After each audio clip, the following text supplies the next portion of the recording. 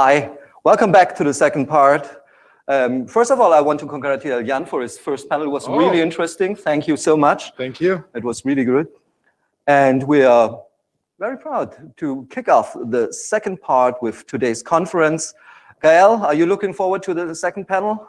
I'm really excited to know more about the regulatory framework. Regulation has been mentioned a lot of times this morning. Yeah, it's a really, innovation and regulation is our key messages today. So we are really looking forward to it. But before we're kicking off the second part, we are very, very proud for some words of encouragement from Dorothee, our German Minister of State for Digitalization.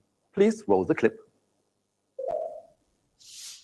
Ladies and gentlemen, Albert Einstein said, "More than the past, I'm interested in the future, because that's where I intend to live."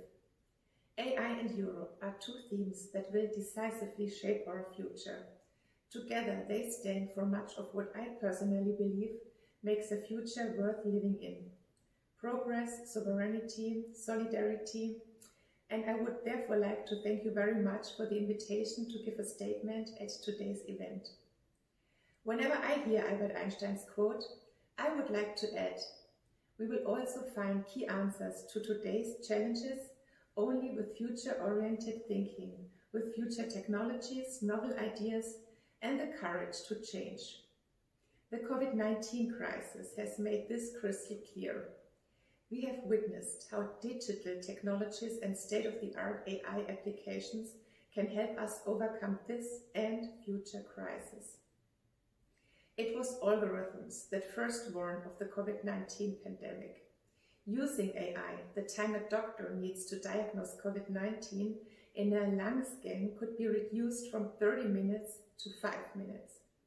Not least, AI is able to screen millions of molecules for suitable drug candidates in just a few days, and thus brings us much closer to a medical solution to the crisis.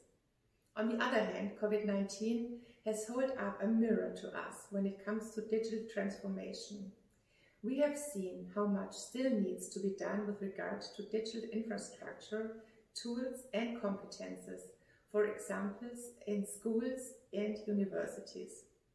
And above all, we have been made aware that no country alone can solve challenges of this dimension and how important a joint international and European response is. Consequently, one of the main themes for the German EU presidency is a united, competitive and digitally sovereign Europe. Our goal is to make Germany and Europe a leading location for critical technologies such as AI or quantum technologies. We have made important steps along the way. With a white paper on AI, the EU Commission has put up a suitable frame for stimulating discussions. With our national AI strategy, we have significantly strengthened German AI research, boosted transfer to industry and expanded international cooperation. And nevertheless, AI has only partially reached the economy. SMEs in particular do not make enough use of the potential of AI. And so far, too few innovative AI applications made in EU turned into game changers on the world market. In Germany, we therefore decided to dedicate part of our economic stimulus package in response to the COVID-19 crisis to future topics and invest an additional 2 billion euros to take the development of AI to a new level.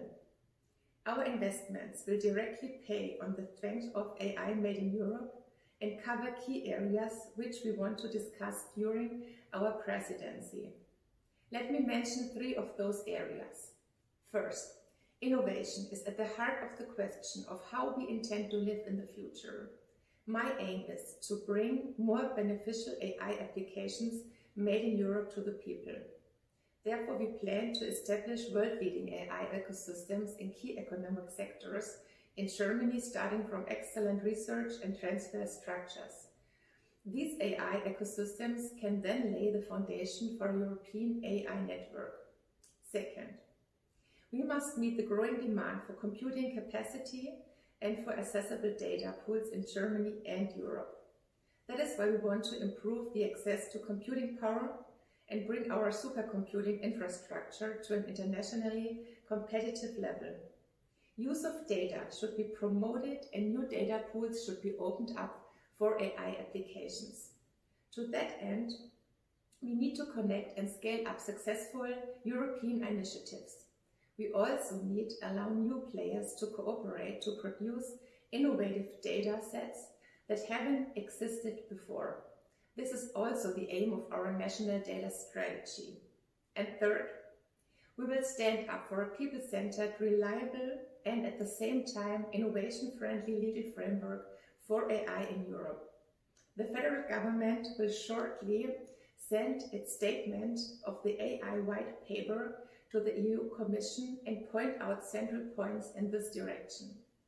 Ladies and gentlemen, our common goal should be to achieve decisive progress in all of the above areas. Together, we can bring more AI-based innovations to the people, set standards with competitive and secure data infrastructures, and establishing a trustworthy and innovation-friendly AI legal framework. With that, we would have done a lot for the future in which we and future generations intend to live in. So let's get started. Very, very interesting words by the German Minister Baer. Germans taking AI seriously as expected. What do you think, Gael?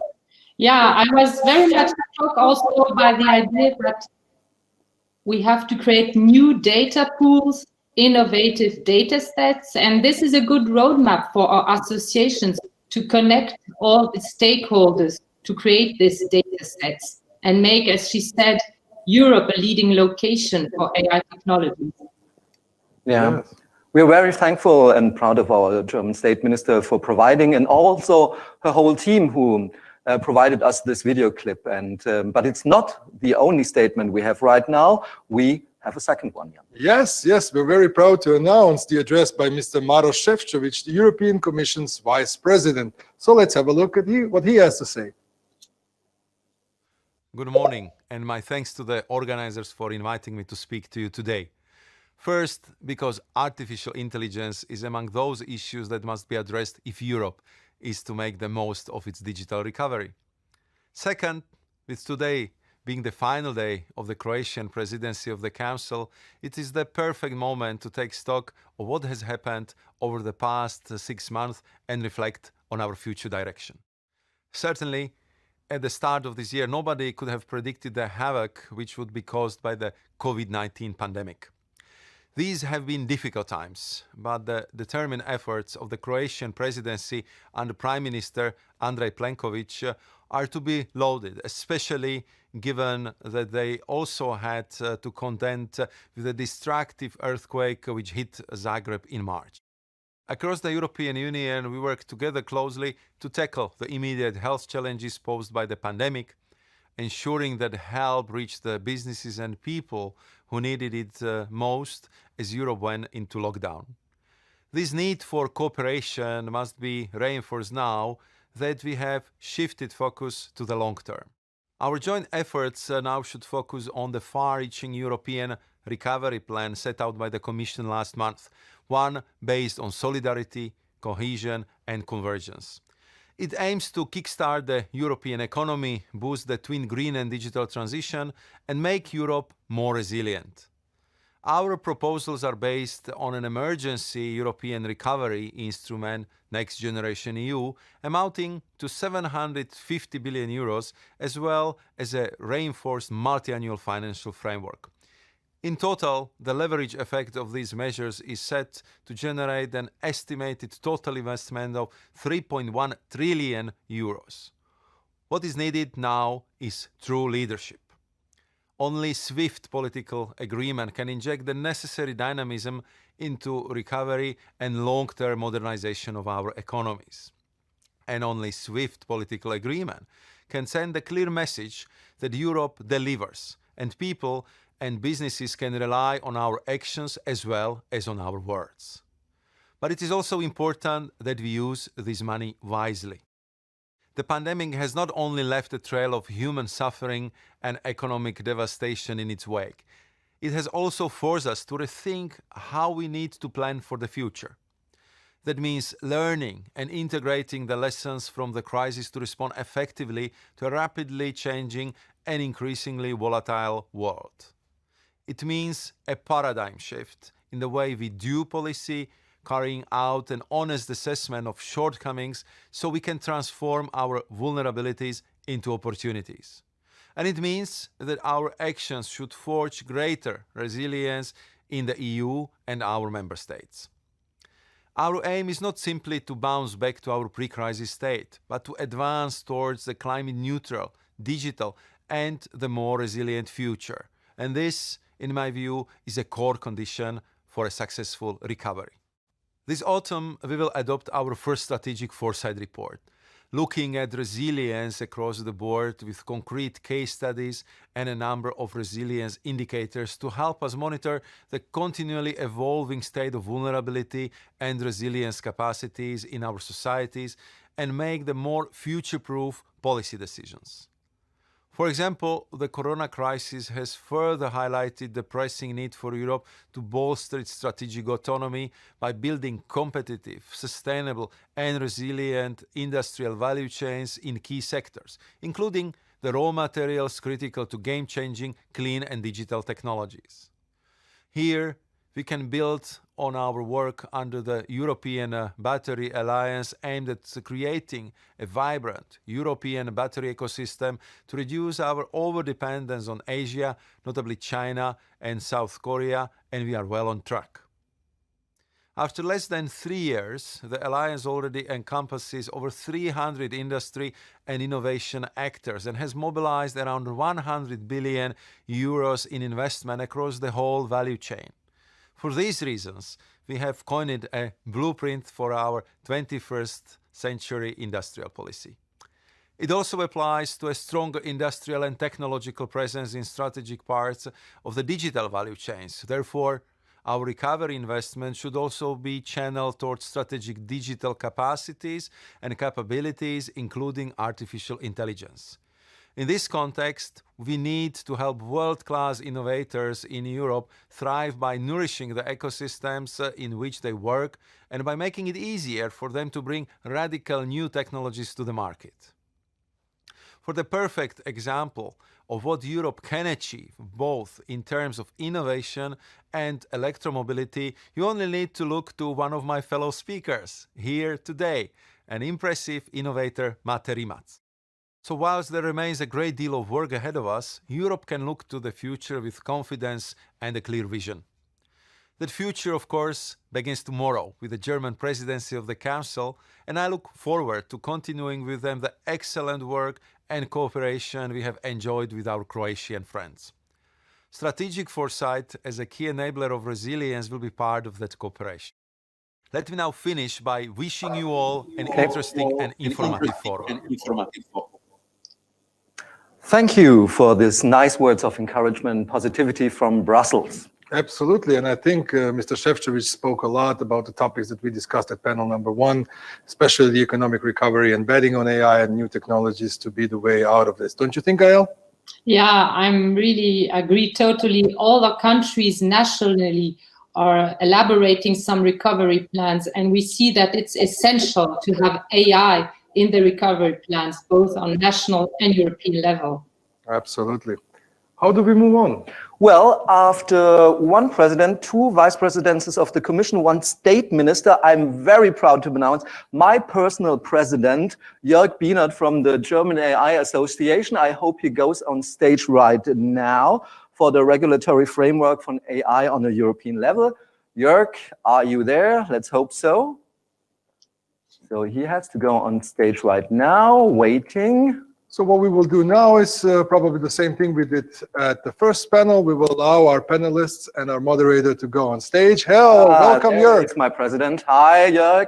Nice to see you. Hello to Croatia. Hello, Gael. Hi. That's really nice. Yes. So, Jörg. We have also, so for the audience, we still have our question tab. Jörg will look it up. I will send it to him also, that in the panel we can get the audience questions also in. But Jörg, it's your panel. Please start it off. Thank you. Yeah, thank you very much, and welcome to the virtual panel session exploring a European regulatory framework for AI. My name is Jörg Bienert. I'm the president of the German AI Association. This association was founded in 2018 with the goal to support the development of AI in Germany and in Europe.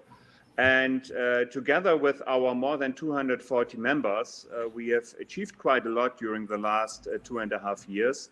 And all of these 240 members are tech companies that are really focusing on the development of AI applications and AI technology. So I'm very happy that in the next 75 minutes, we are able to discuss a very important topic together with international experts from politics and industry and startups. So welcome on the panel, Lucilla Scioli. She's Director of AI and Digital Industry at the European Commission. Then we have Christel Fiorina, Coordinator of the AI Strategy for the Economy at the French Ministry of Economy. And we have an entrepreneur, Mislav Malenica. He is founder and CEO of Mindsmith. And on the other hand, he's also president of our partner association, the Croatian AI Association. And I would like to start with a round of introductory statements, and would like to ask our panelists also to give a more detailed introduction to themselves. And I would like to hand over to Lucilla. So Lucilla, what's your view on AI, how we can foster innovation, and what's the role of regulatory framework and the European AI white paper?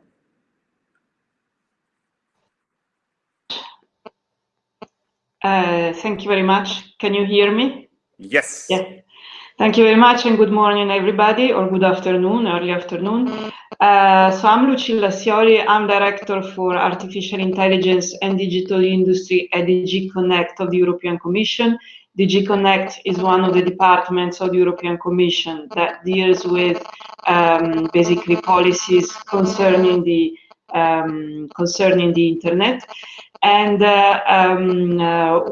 of course, artificial intelligence is one of our main policies. And it is a very important policy because it has a very positive impact for consumers, for the economy, so therefore for business, for the public interest.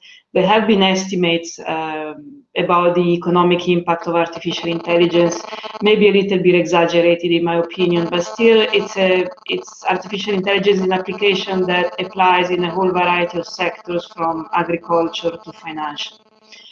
However, artificial intelligence is a technology that presents some risk. It presents some risk because most of the artificial intelligence approaches nowadays are based on machine learning. And this particular approach has some characteristics in terms of opacity, complexity. The system learns from the data set, so if the data set is biased, the outcome may be biased, the outcome may depend on the way the algorithm has been designed. It's not clear how the final implementation of the activity of the system was actually decided. So there are some concerns about the use of artificial intelligence in society, because if we are not able to explain how a certain decision or a certain step is taken, we may risk to violate some of our fundamental legislative principles that we have in our society, in particular the fundamental rights, which are enshrined in our European legislation. So it is for this reason that... Sorry guys, Lucilla, or any one of you who has her cell phone pretty near her microphone, please switch it off, because we have a little techno insert in there, and we would be very thankful. And it would be too bad for us not to hear you. So we sorry for the disturbance, but it was a little too dominant. And now, and then when Lucilla is back, we also stop talking. Okay. Excuse us so much for the interruption. No, I moved it. It was probably mine, so I moved it. Thank you so much. Please enjoy. Enjoy. And so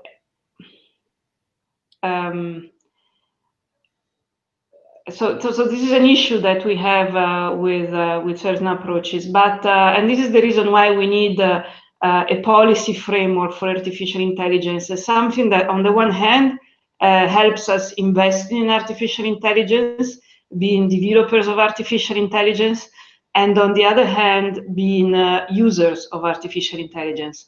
So we have published, first of all, a data strategy that looks at how we can have access to greater pools of data in the European Union in different fields, as was also mentioned in the minister earlier.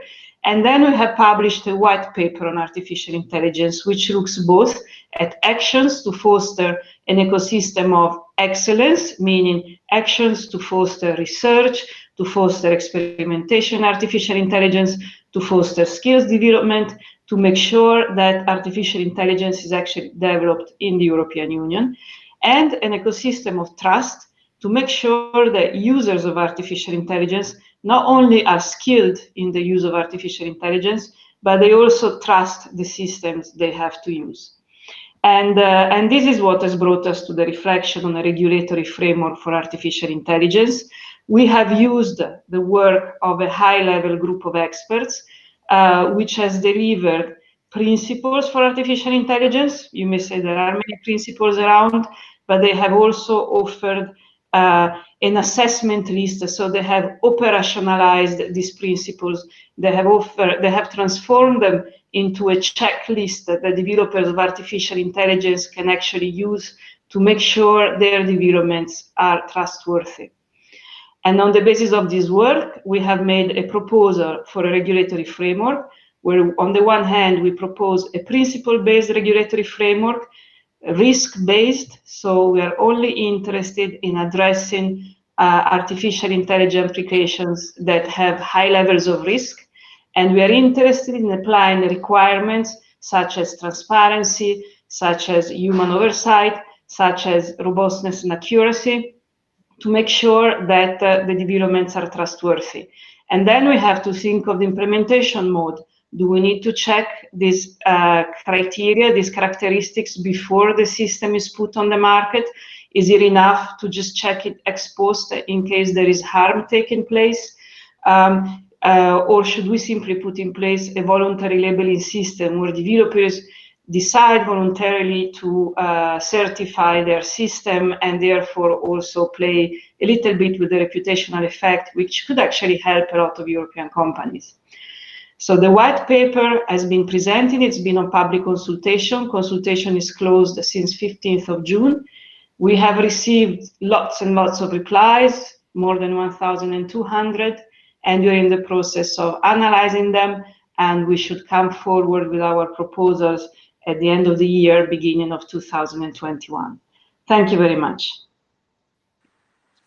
Thank you very much, Lucilla. And I now would like to hand over to Christel and hear a little bit about your experience in that area, your profile, and your initial thoughts. Hello, everybody. I'm very pleased to be there and to be able to talk with you about this common theme of a regulatory framework. I'm Christel Fiorina. I'm the coordinator of the economic strategy in AA.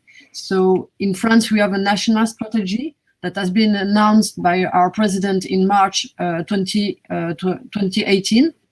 And then we have an interministerial coordination, and I'm the coordinator for economy. We have also a coordinator for research and a coordinator for other parts of the national coordination, and we have the national coordinator, which lead the national strategy for all the ministries in France. I work for the Ministry of Economy, so I have strong links with the economic topics and with the enterprises in France. And I'm the Sherpa in the coordinated plan of the European Commission. The feel we have about AA in Europe is that, first of all, we have to accelerate the innovation in Europe. We have strong technologies in Europe, strong very good startups that provide very high-skilled technologies, but for the moment they have difficulties to scale, first of all, and they have also difficulties to develop their market in Europe, because for the moment the market is still fragmented, and also to address their technologies outside of Europe. So we think that first of all we have to collaborate in Europe on an industrial strategy in AA with all member states and the European Commission, so that to help our startups to develop and to scale in Europe and to address other markets, especially in the markets that are in a very high development. Secondly, we think that yes, the economical situation, the current situation is a constraint, and it was not planned. But also we have now to get opportunities. In fact, to accelerate the transformation in AA of our industries, in products and services, with European technologies that can help enterprises to have to gain competitiveness on the markets, and especially on the global markets, using technologies made in Europe, as it was said this morning, and using technologies that correspond to our values in Europe.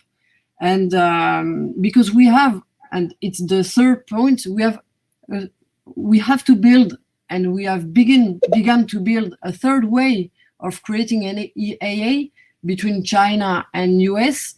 We have, as Lucia said, an AA based on the respect of human rights, an AA based on ethics, and based also on the rights of the consumers. And I think we have to go further this vision, to build it as a globalized condition, and a signal to the market to say that yes, the technologies produced in Europe are the technologies that will respect the fundamental rights of people and will respect ethics. Maybe, as you know, France and Canada has launched an initiative which name is GPI, Global Partnership in AA. There are many people, many European countries that are involved in that initiative. The European Commission also is involved in this initiative. I think we can go further, and Europe can be a leader in this way in JPA, promoting the ethic aspects of AA. At least I would like to say that we have also in Europe to design an economy of the data. The data economy is a pillar of our national strategy. We have a lot of data in Europe, but the problem is that the data is not enough shared, especially in the private sector. That's why I think we can also, in the next months and in the next year, have a public initiative to help enterprises to share data and to design projects and build projects based on the utilization of data and mutualization of data in order to develop technologies. Because without data, we won't have the opportunities to challenge the markets in the global market in AA. Thank you very much, Christel. And now let's come to Mislav. I'm very interested to hear your view on this as an entrepreneur, and maybe you can start a little bit with explaining what your startup does. Okay, great. Thank you for having me here. I'll start by saying that I'm in love with AI for more than 16 years. First as a scientist and now as an entrepreneur. And our startup Mindsmiths is based on one hypothesis that we believe that one of the most important benefits of AI is the democratization of knowledge, which means that it should not matter who you are, what's the color of your skin, where are you from. you should have access to the best medical, financial, or any other advice. So basically what we do, we are designing emotionally intelligent digital experts that help people make better decisions and lead basically more fulfilling lives. And I would say that maybe to brag a little bit, our latest achievement is the digital assistant Andrea that enables Croatian government and our medical institutions to effectively advise our citizens during COVID-19 pandemic. So in a situation where we are still waiting for a vaccine or a cure, where we are afraid that our healthcare system will get overwhelmed, Andrea's job is basically to calm down, to educate, to show that no matter how hard the situation is, there's always a plan. And after the introduction of Andrea, calls to our coronavirus hotlines dropped for more than 25%, so it was like a pretty big success. But it also draws some of the questions about moral ethicity of it, like can an algorithm actually make decisions, should someone visit an ER or not, and so on. And that's something that also inspires me to join these kind of conversations. And that's why I think that the regulatory framework is necessary and important, because we all should recognize that we're all together in this. And I personally see this framework as a social contract where we all together agree on what we think makes sense for everyone. And then you have a problem if entrepreneurs don't take part in this dialogue. There's a chance that this social contract will actually be out of the balance and that it will do more harm than good. So I think it's our obligation, like startups, entrepreneurs, SMEs, basically to get involved, share our perspective, and help setting up an inspiring environment for exploring basically how AI can actually improve our lives. So I'm really looking forward to this discussion today.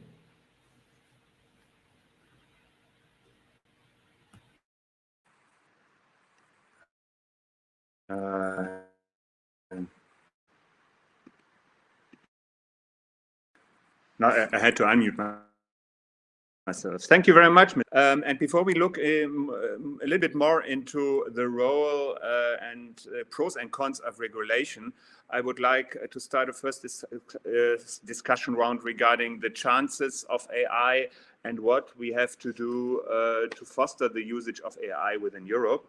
And I have my first question to Lucilla. In regards of the conditions that have to be designed in an economy of innovation in the area of AI in Europe, what can the European Commission do? What are the means and measures in order to foster the usage of AI in Europe and to stay competitive?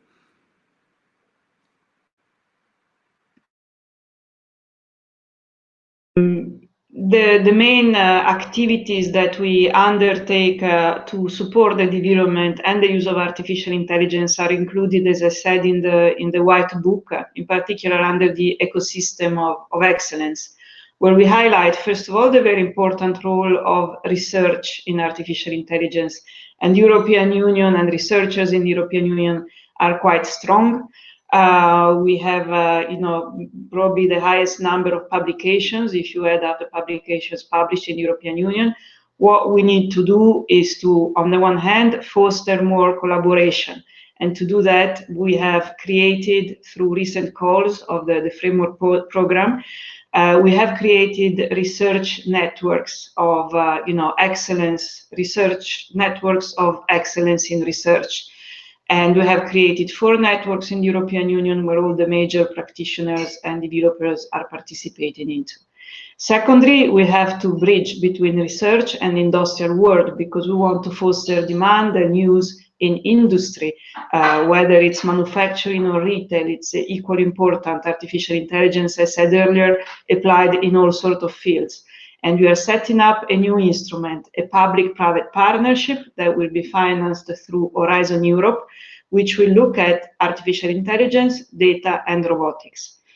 And finally, we have to facilitate the transition of innovation to the market. And for that, we are supporting through a new program called the Digital Europe program.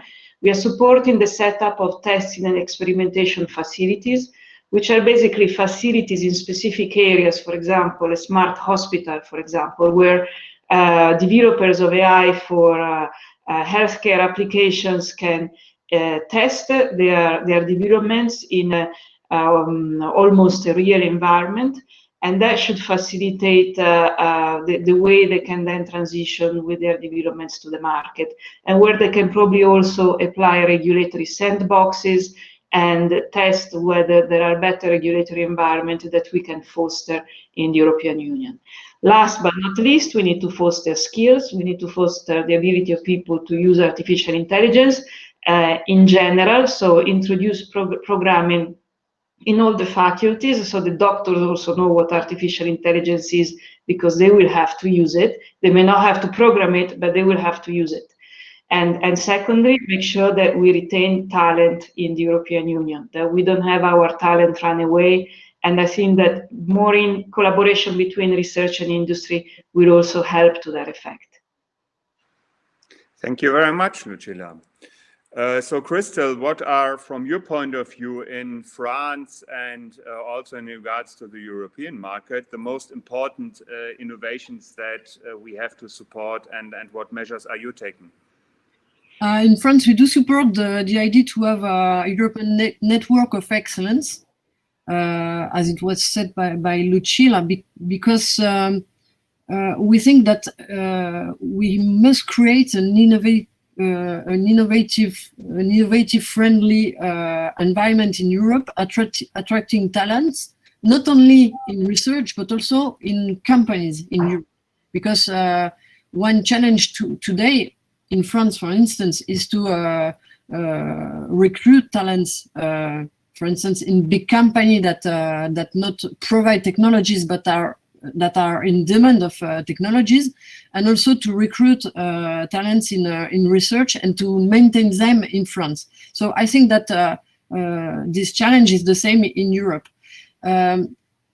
About this network, excellence network, we think that yes, it cannot be only focused on research, but we have also to bring to bridge it between research, industry, innovation, and transformation of the industry. So it has to be based on the research at first, but also these networks have to promote the transformation of every industry that can be concerned by the AI transformation.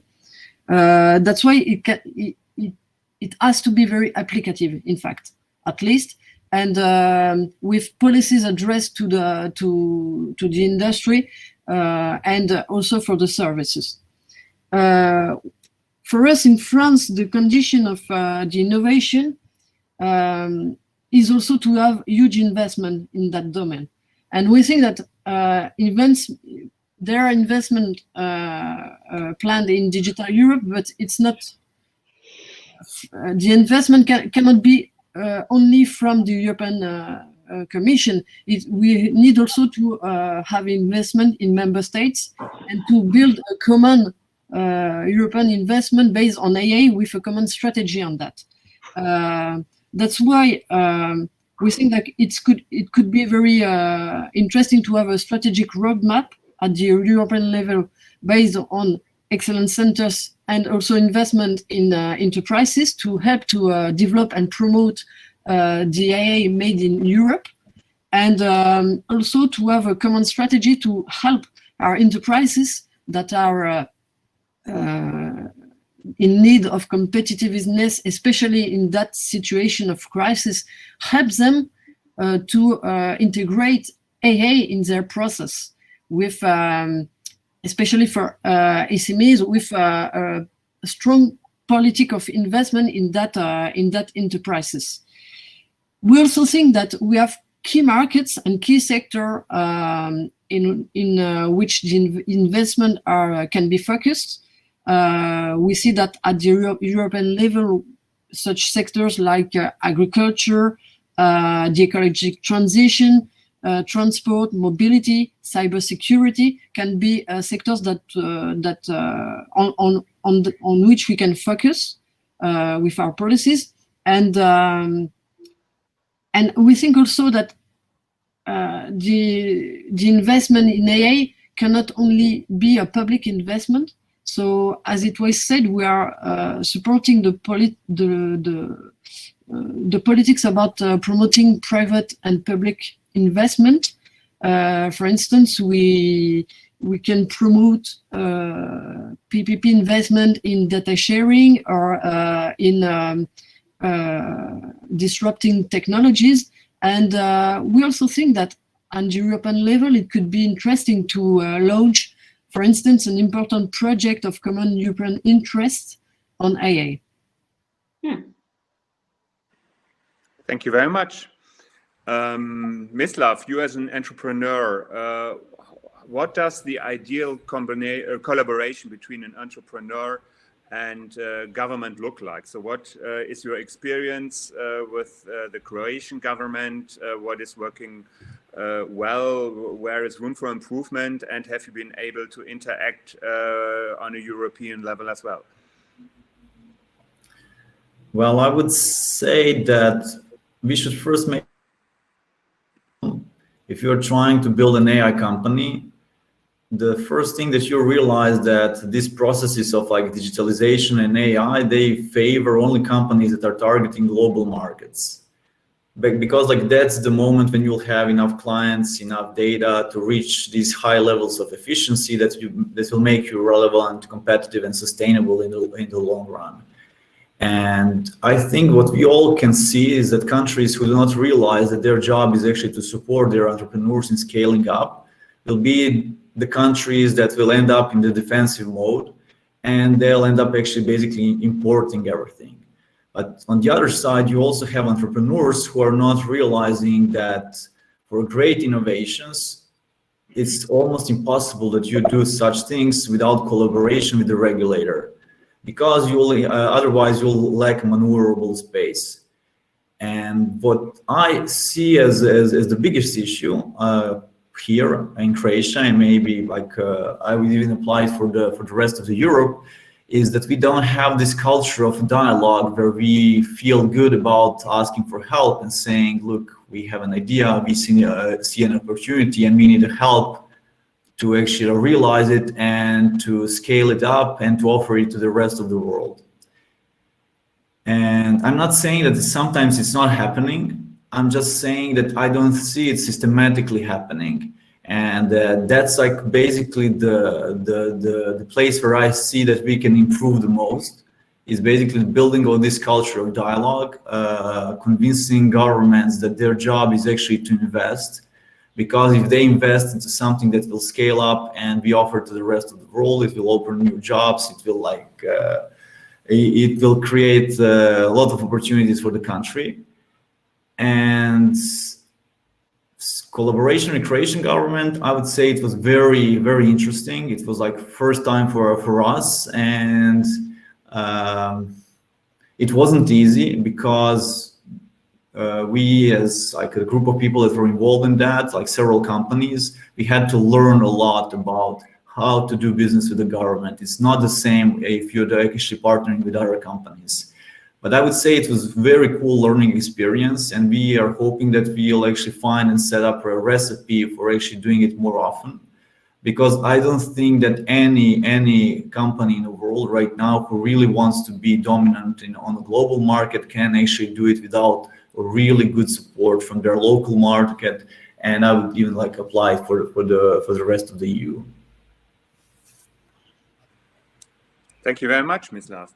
So let's switch to the general topic of the role, the pros and cons of a regulatory framework. And in order to do so, I would first of all like to pick up a question that remained from the previous session, from the previous panel, which could be a good introduction into this topic. And I would hand over this question to all of you. And the question was, what actions are being taken to promote trust in AI? Are you planning on having a body of governance to ensure responsible AI practices are followed to unethical and bias in AI solutions in Europe. So maybe Christel, you could start, and then we would to answer this question briefly, and then we will hand over to the other ones. Yes. Speaking about ethics, effectively, we are currently working on the ethical aspects of AI. There are 2 points, I think, and if we have to link it to the regulatory framework, I think at first the white paper of the Commission Europe, the European Commission, identified the criticism system as the one to be regulated, and we think that this approach is the good one, because if you speak about health or autonomous driving, you think that we have very sensitive technologies on that, and they have to be regulated because at the moment there is a question of life or death. So focus the regulatory framework on the criticism application is we think a good solution. But also, and it's a question we have in France, we see that many applications in B2C, business to consumer, had some problems and had some bias. For instance, we see that some applications on social network or applications for the recruitment can have a lot of bias, that gender bias, discrimination bias based on the ethnic or on the age or so on. And we think that on that kind of application, we can also have a reflection to regulate B2C application that demonstrated that they can raise some ethical problems. And we think that we can do with this kind of approach in Europe.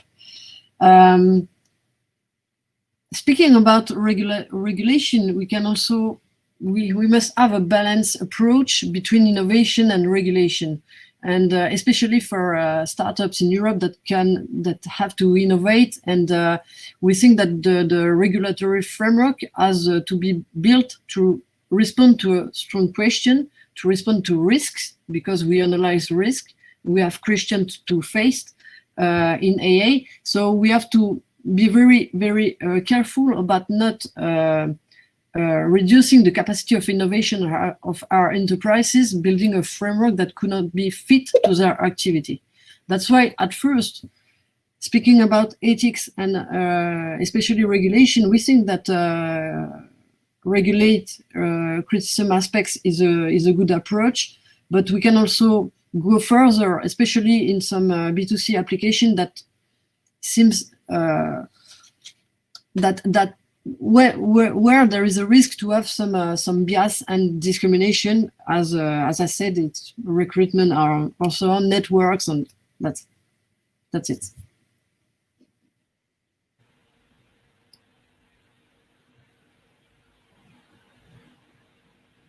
Also, sorry. Can you hear me? Yeah. Yeah. And maybe also the question to you, despite the regulation, what can AI companies and especially startups do in order to increase the trust in AI applications?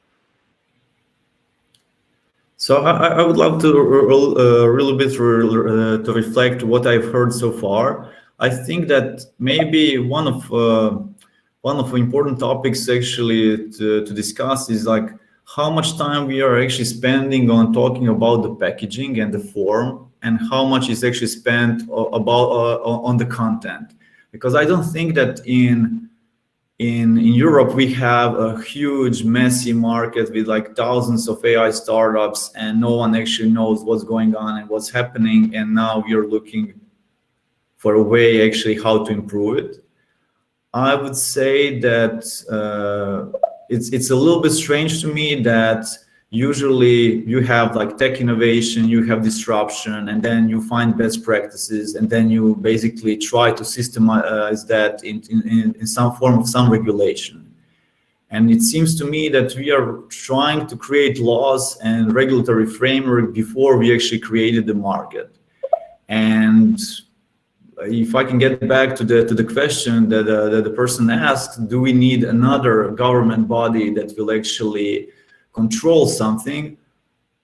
I think it's a super important question, but that's, in my opinion, a wrong way how to address it. The right way would be to educate people what the bias is, to educate them to ask for solutions that are actually solving and these kind of problems, not to add a new layer of regulation, but because that's something that really increases the cost of innovation. And one of the reasons when you as an entrepreneur are trying to identify what's the market where you want to start your company, you'll just see like how heavy the regulation is. Do you understand it? How often it changes? Is it supportive, for innovative products, or it's basically constantly trying to paralyze you with fears that maybe are not even real? So in my opinion, I think that we should be very realistic and say that number of AI startups in Europe is relatively low, because it's a market of like 450 million people, pretty big market, not a great output. And instead of actually going deep and analyzing why is it like that, how we can actually motivate more people and create more inspiring environment, we are trying even like to put more burden on this. And don't get me wrong, I'm not against regulation. I think when done right, that's what provides you stability, and that's awesome. I just think that we are like one step behind where we think we are, and that we need to find a way how to actually motivate the market and entrepreneurs actually to start the companies. Thank you very much, Mislav. So, Lucilla, what would be your answer to Mislav's concerns? And I would also like to pick up a question from Sheila. You there? Are you planning on having a body of governance to monitor and ensure responsible AI practices that are followed to avoid unethical and bias in AI solutions?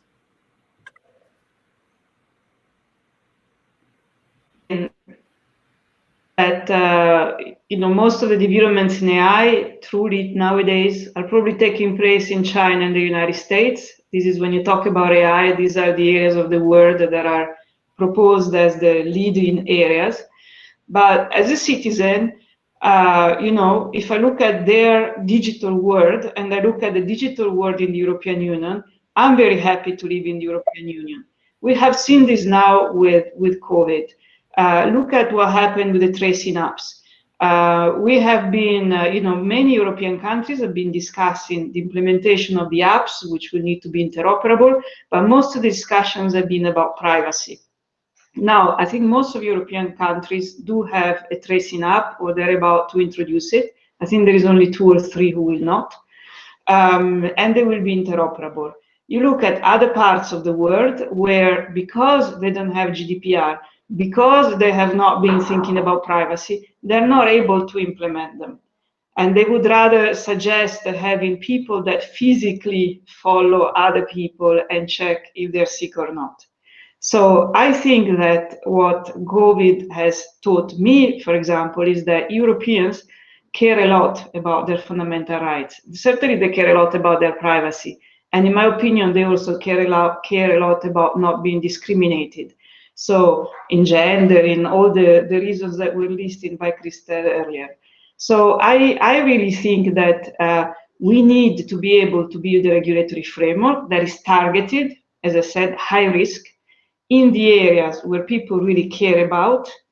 I don't think this will, I think we can find ways to make sure that this does not stifle innovation. For example, in the white paper, we have proposed for small, medium enterprises and startups the help of organizations which already exist. They're called digital innovation hubs. We are asking, we're putting them in place with the member states. They will be in place starting from the beginning of next year. We asked at least one per country to be in particular specialized in artificial intelligence. We hope in large countries there will be more than one. And this can help, for example, the startups and the smaller enterprises to really reduce the cost if they're really developing applications in areas that are considered high risk. But we do have to find a way to make sure that we have a mechanism in place whereby the use of artificial intelligence does not violate fundamental rights, and we have no way of realizing it.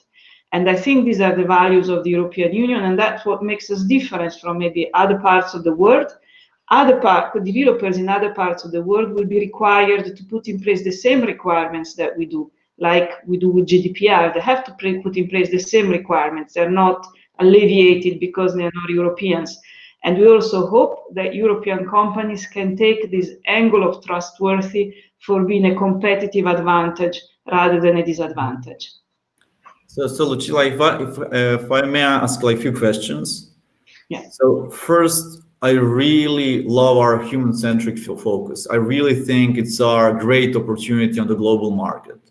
I really love the fact that we're not betraying our European values. So I think that can be our product, that can be scaled across the globe, and that other nations will also appreciate it, that human-centric approach. So I'm not questioning that. I'm questioning to what's in my mind a fact is that I don't think that right now anyone knows how to actually regulate high-risk industries like healthcare. I think that there's a lot of people that can maybe think that they can actually do it, but I don't see practices. And when I'm trying to analyze how innovation actually and disruption happens around the world, it's not by first setting up regulation, which implies that there's someone who is so smart that can see the future and knows already the right steps.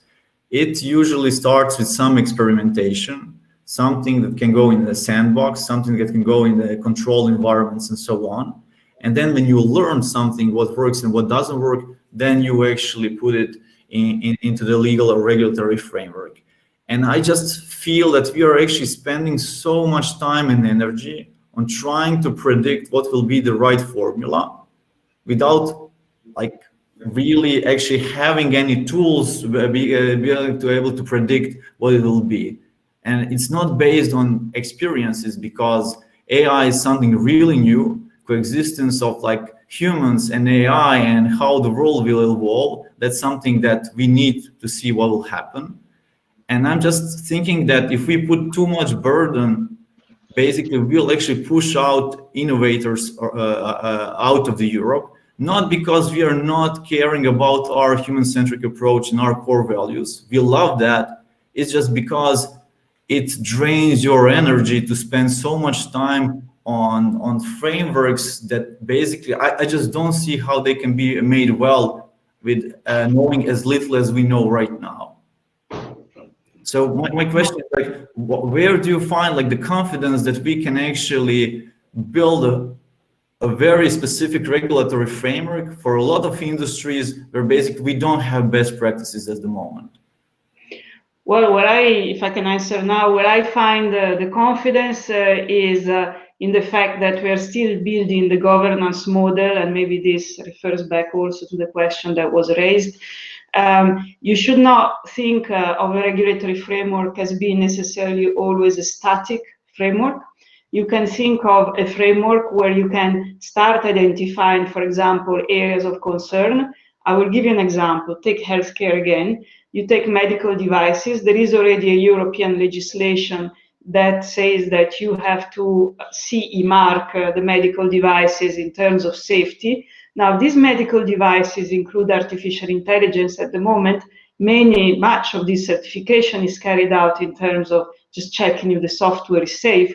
And there is nothing particularly specific on artificial intelligence. So here the idea could be that you introduce a system, a mechanism in terms of checking the robustness and the accuracy of that artificial intelligence system that allows you to say if in this area, which is by the way already regulated, when the software is actually an artificial intelligence system, would I have to check for something different compared to what I'm checking now?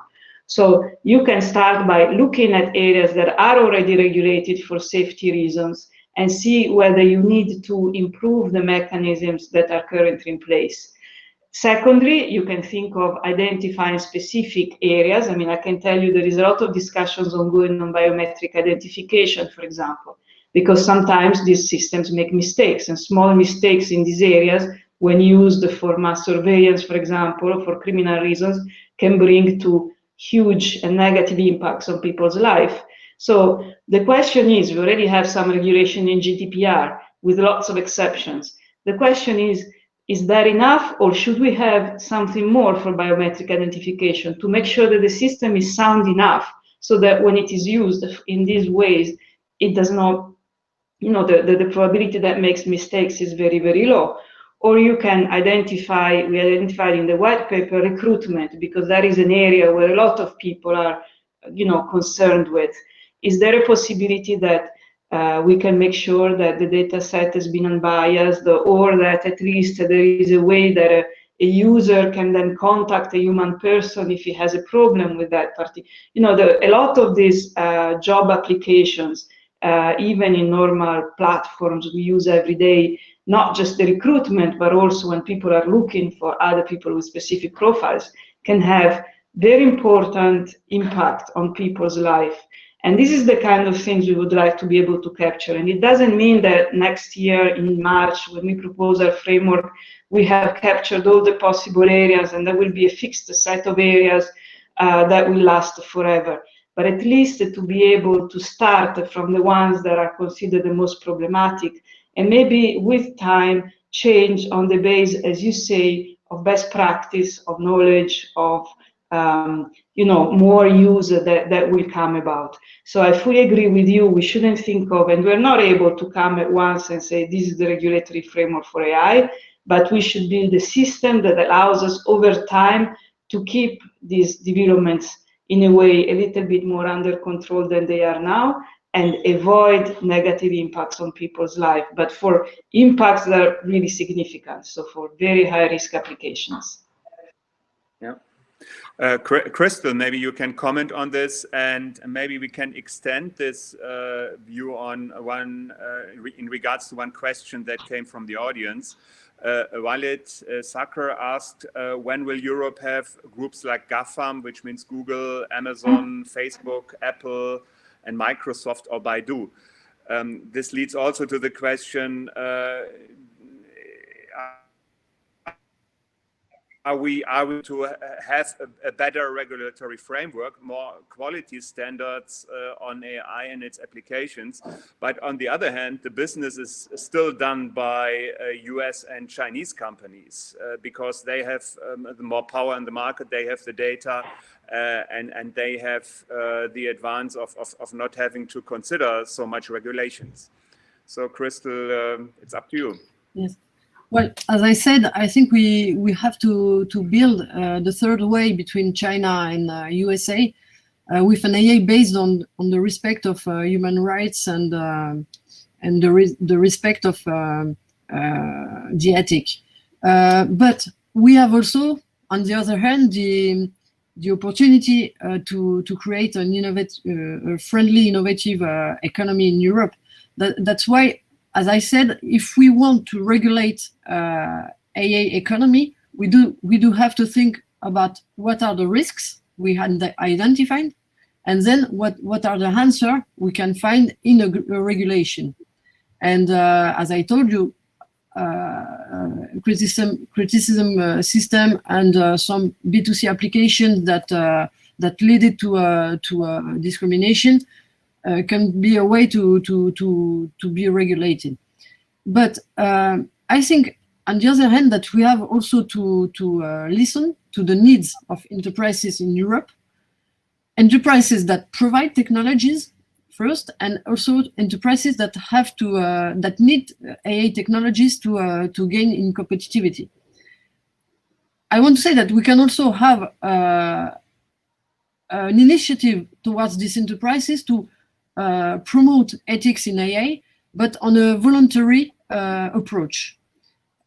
for instance, in France, we have the great enterprises of industry, such as Thales, EDF, Total, Orange, and so on, that decided to sign a manifest of Trust AI that lead to a common action plan and a common roadmap to develop an EA of a trust EA based on respect of ethics and human rights. It's a voluntary approach, and we help them to build this roadmap that was signed last year with the Ministry of Economy.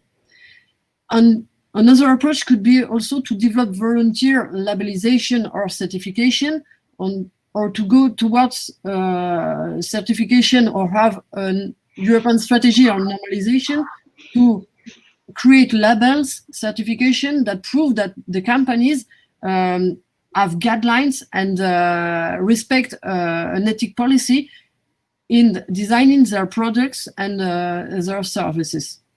Next, if we speak about ethic, we must also in Europe have a level playing field.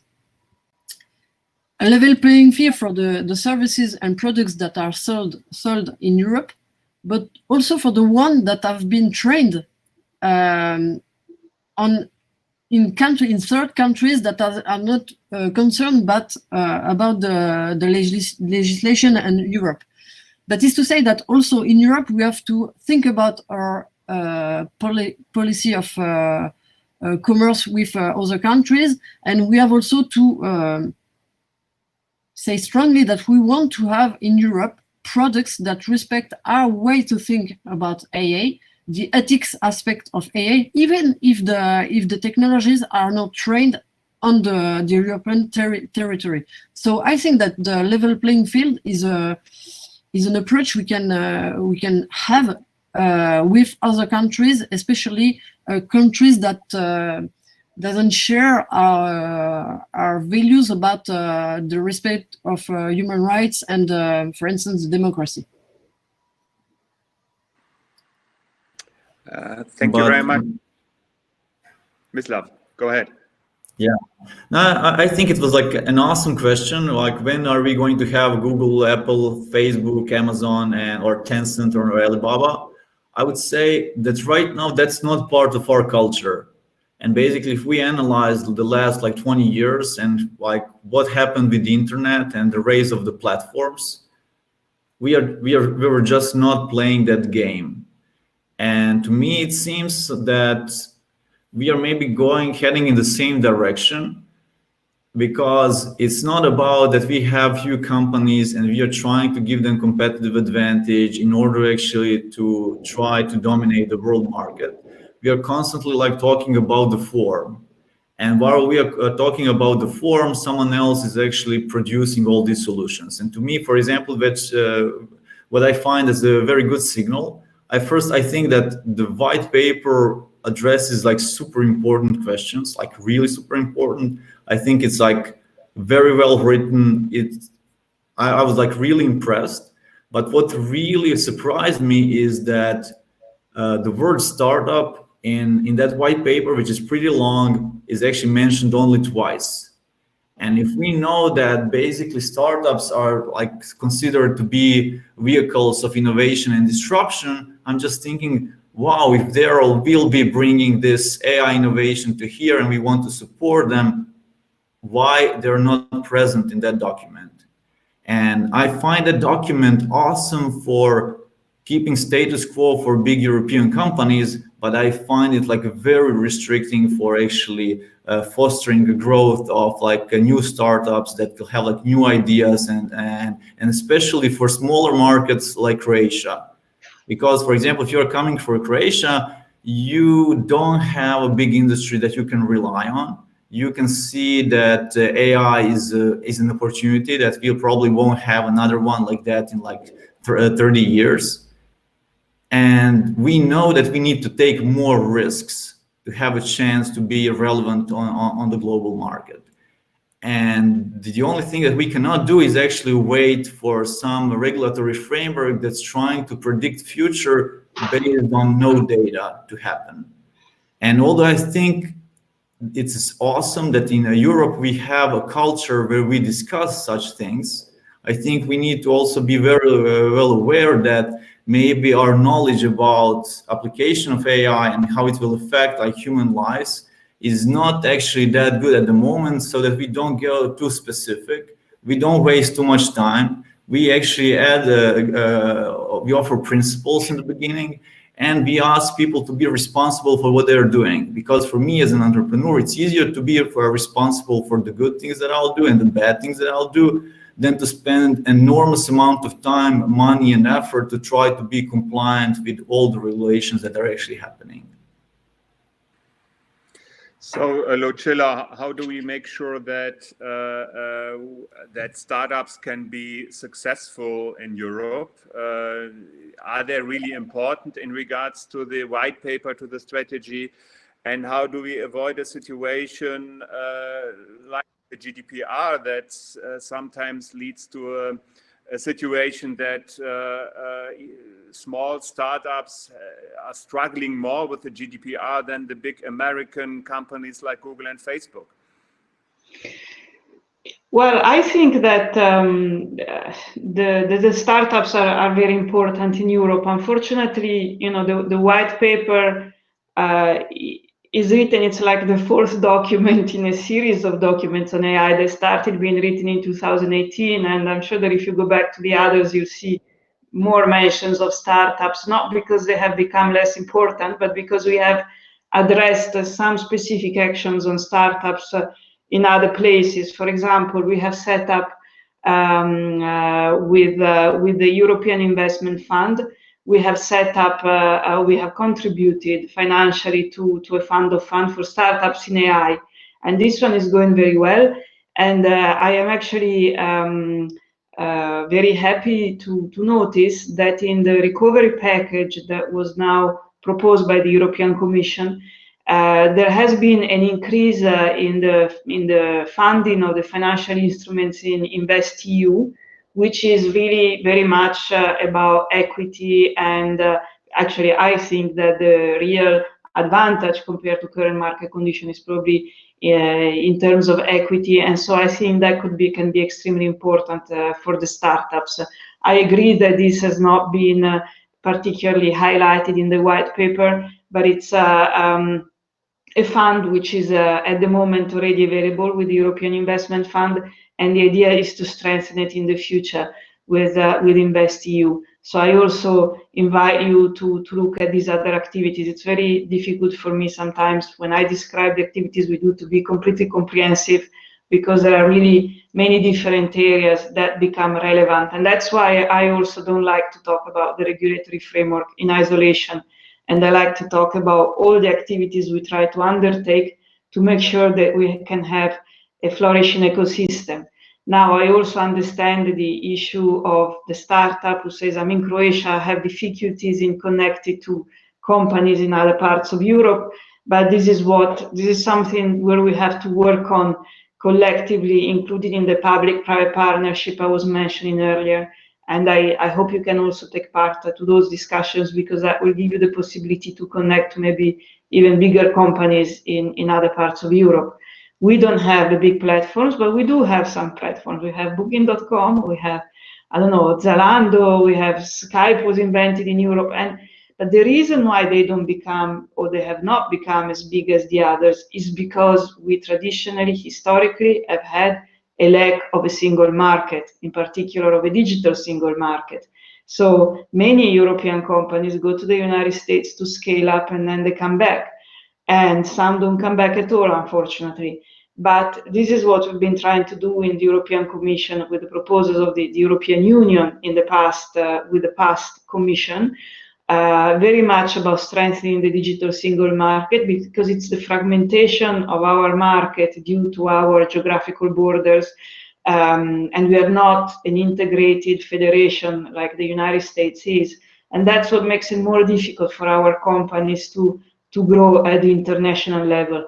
But this is the real reason why the European Union exists. And I think that over time, we have been making incredible progress in all sorts of different fields, including in telecoms and other digital areas.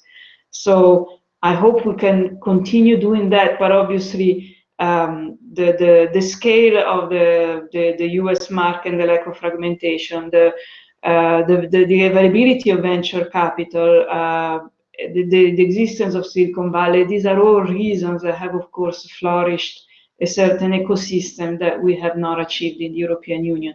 Not yet, but we are ready for the next phase.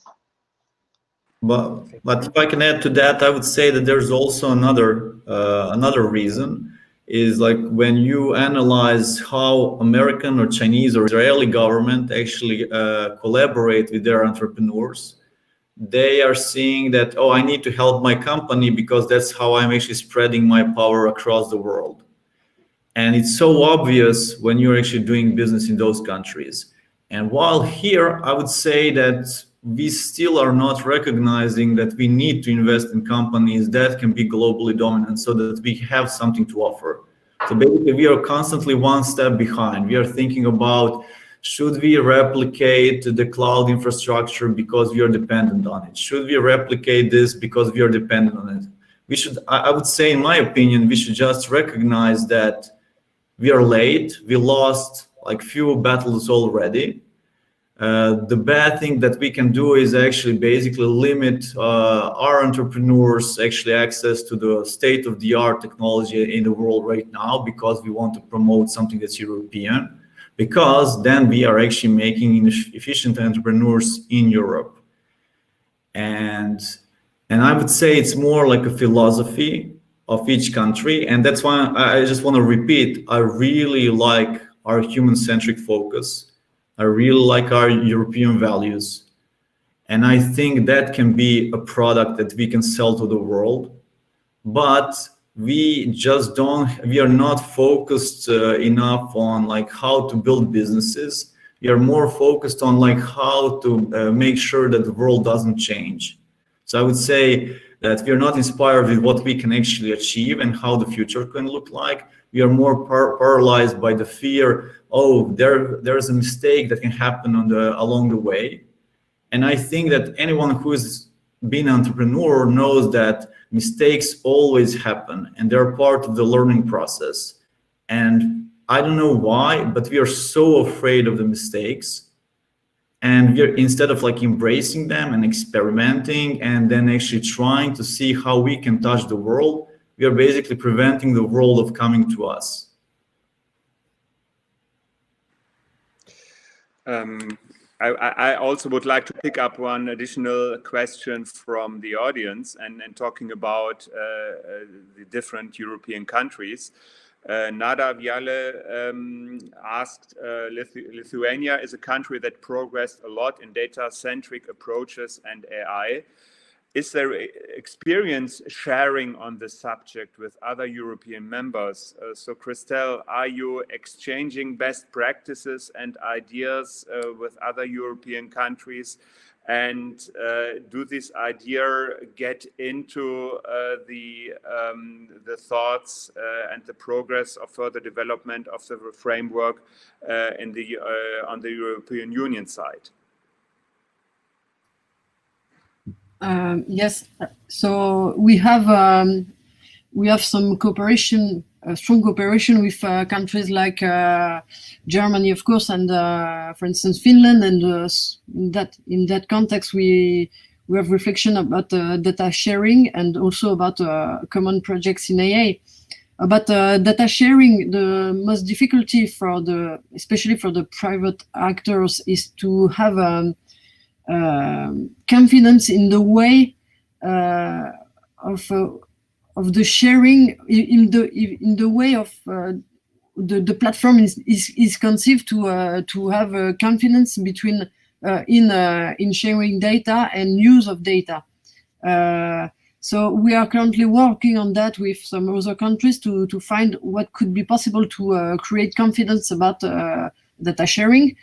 For example, in France, in the sector of agriculture, which is a sector with a lot of actors, big actors and also little one, like farmers, we raised, it's based on a private initiative, but we raised a platform which name is Ag Data Hub, And I think it's a good example of what kind of common platform we can have on on different sectors of industries. Just one thing also about this: when you speak about data economy and when you speak about data sharing, you speak about innovation, and obviously. Our main problem today in France, but also in Europe, is to help our startups to innovate, to have a friendly environment to innovate, and also to scale. That is to say that for data, for AI, we need to create this environment, to enforce this environment, because in fact, the environment is created, but to enforce it, to help them to scale in Europe and to have a common market, because for the moment the market in Europe is still too fragmented. That is to say that we have to invest a lot in innovation and to help our enterprises to continue to innovate in Europe, because there is a strong public investment on that and a strong support. I told you, I took the example of the Ag Data Hub, which is this platform of data sharing in agriculture. There is a public support, a public financial support on that, because we launched a call for project for data sharing in France, and obviously we have some groupments of actors that are willing to share, but they need the support of the state in order to bring other private actors on their initiative. That is to say, we cannot only focus on the regulatory framework. We must, at the beginning, have a strong investment, public investment, to support actors to continue to innovate and to have data to train technologies. That's why we think that the regulatory framework has to be very progressive, has to let part to the initiative and experimentations, and has to be associated with that investment, which for us is a public investment, but also a public investment to bring private investment on that sector. Thank you very much. So picking up two last questions from the audience, handing them over to Lucilla. Are cybersecurity experts participating in defining some of the regulations? And do you think open source should be considered in the area of AI? Bringing this into a larger framework of what are the next steps in regards to the further development of the framework and the European AI strategy? So the next steps, as I highlighted before, we are in the process of analyzing the results of the public consultation. We had many contributions, so this is quite a long work, although we will also be using artificial intelligence to help us. And the idea is to come forward with a proposal for a regulatory framework by the end of the year, beginning of next year, which means that then, there is a discussion that will be ongoing with the other European institutions, which are the Council of Member States and the European Parliament. In terms of cybersecurity, yes, there are experts of cybersecurity which are part of the high-level expert group on artificial intelligence. We also speak regularly with ENISA, which is the European Agency on Cybersecurity. And of course, the cybersecurity angle is very important also for the safety implications when we deal with artificial intelligence, also when it's embedded in products. So yes, cybersecurity is obviously a very important element in our considerations on artificial intelligence. I just would like to simply recall that there are also a number of other initiatives that can help the smaller company. I'm thinking of the European initiatives on innovation procurement. This is very important also still for the startups to be able to grow. on top of funding, on top of helping accelerators and incubators in different European countries. There is a manifesto of European startups that has been developed and that it's actually updated with a certain regularity. And so we are trying from Brussels to put in place an ecosystem that can also help startups. And once again, I would like to invite people to look at the regulatory framework as a way to ensure trust in a technology that sometimes doesn't, and incentivize use, because otherwise we risk also to negatively affect a demand which is would then be penalizing all companies regardless of their size. Thank you. So we have 5 minutes left, and I would like to finish it with a final round of questions regarding what are you envisioning for the future. So let's move into the year 2025. What will we have achieved by then? What are chances, risks, and what has to be done to come to these achievements? And maybe let's start with Mislav. Okay, so you said it's the year 2030 or 2050? 2025, so just 5 years. 2025. Okay, I would say the year is 2025. People on average still have 10 to 15 friends, close friends. And in 2025, not all of these people are real. Some of them are digital beings. And I find it like very inspiring. And I think that it will drive like a lot of ethics questions, moral questions, and so on. But I think people will be able like to build relationships with digital beings if they'll create value for them. And that's something, for example, that inspires me personally. But in order to make any progress with the AI, I think it's all about the communication.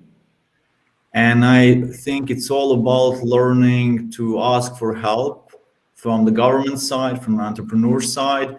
And that's the level of the dialogue right now is not at the level that will actually create right conditions in Europe for innovation to happen.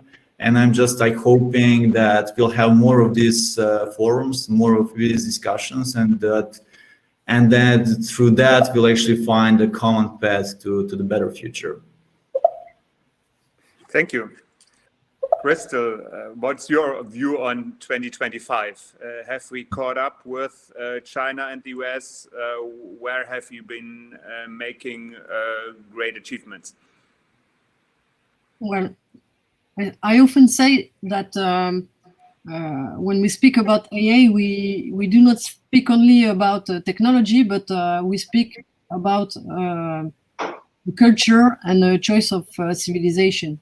Because at least the AI will be a part of all the process in industries, but not only. It will have development for the social and the environmental aspects. So my concern for 2025 is to build this third approach, the third way, which is the European way based on ethics. And I think we can build it if we bring the US companies in our approach, and if we, with regulatory aspects, but not only, if we push them with support to innovation and investment to get in this approach.